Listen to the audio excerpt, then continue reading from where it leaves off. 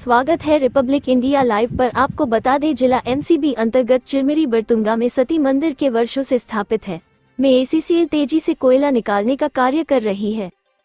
कोल उत्खनन के लिए एसीसीएल ने सती मंदिर का विस्थापन करने की कोशिश की, जिसके बाद से बरतुंगा वासियों में काफी आक्रोश दिखाई दे रही है।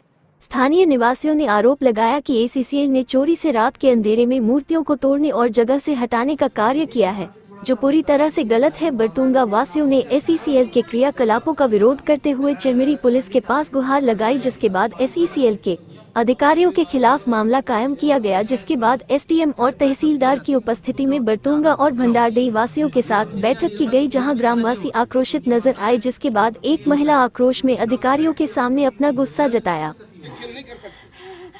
समाज के क्या रखे हैं लोग, समाज के क्या रखे हैं, उनका शक्ति का भी कोई जाना नहीं है। देख लीजिए देवी कैसे हो रहा है। काम करो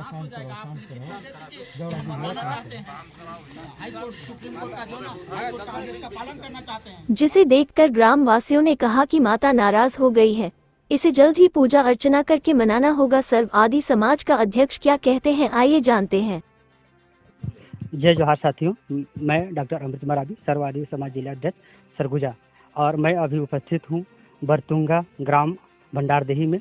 और यहाँ देवगुड़ी का मामला सामने आया है, जो प्रशासन और प्रशासन के द्वारा नियम कानून को अनदेखी करते हुए यहाँ कार्रवाई किया गया था। और उस अनदेखी में हमारे जो देवगुड़ी है आदिवासियों का आस्था का केंद्र होता है।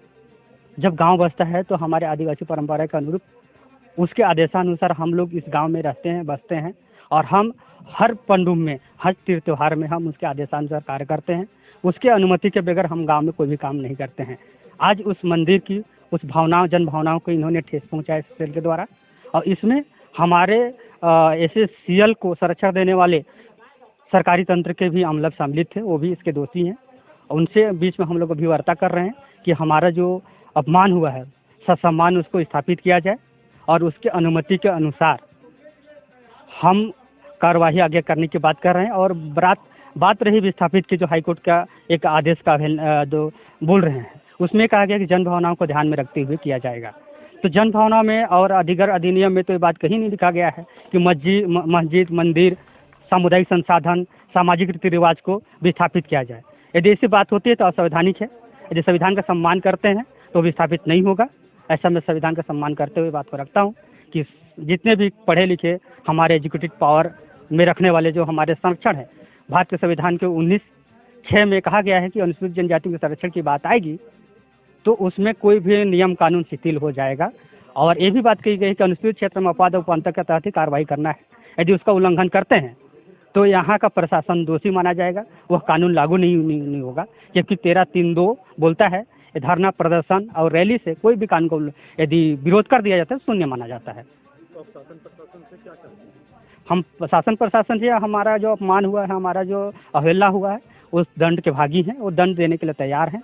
हमको बगरा और जो भी पारंपरिक जो हमारे तीज त्यौहार में जो उपयोग होने वाले जो पूजन सामग्री हैं उसको उपलब्ध कराएंगे। हमारा देवी का सम्मान लेके आएंगे और हम पुनः स्थापित कर रहे हैं।